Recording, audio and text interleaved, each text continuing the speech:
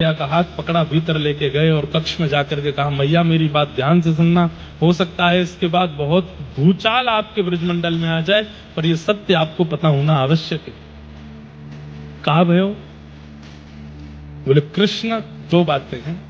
पहली बात कि कृष्ण अब लौट करके नहीं आएंगे, और दूसरी बात कृष्ण आपके पुत्र नहीं, कृष्ण देवकी के पुत्र हैं। ये आपका पुत्र नहीं, और देवकी प्रतीक्षा कर रही है। कंस का वध करने के बाद कृष्ण अब देवकी के साथ रहेंगे। इसलिए मैया मुझे बस सत्य बताना था, आप अपना और ब्रजवासियों का ध्यान रखना है। यशोदा मैया का तो शरीर ठंडा पड़ गया। कितनी देर तक तो यशोदा मैया की पलक नहीं झपकी, श्वास नहीं निकली, हिली नहीं,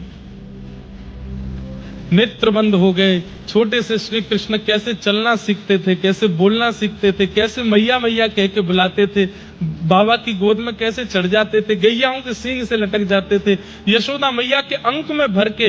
अरे कहां तक वर्णन करें? यशोदा मैया के पल्लू के ही अंदर उसी को ही रजाई बना करके सोते थे ठाकुर जी। एक क्षण के लिए 11 वर्ष में अलग सोए नहीं।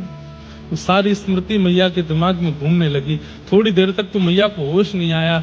जैसे ही रथ चलने की आवाज आने लगी, ब्रजवासी रोने लगे, यशोदा मैया को ध्यान आई, मेरो लाला जा रो है, अब आएगो नहीं, एक बार अंतिम बार देख तो आऊंगा कुछ जाके। यशोदा मैया ने द्वार खोले, तुरंत दौड़ी। ब्रजवासियों की भीड़ लगी है, यशोदा मैया पीछे रह गई हैं, देख नहीं पा रही लाला को।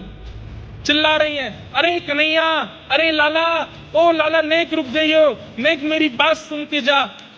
यशोदा मैया का स्वर जैसे कान में पड़ा, चलते रथ से कूद गए ठाकुर, दौड़ करके, मेरी मैया बुला रही, कहां है मैया?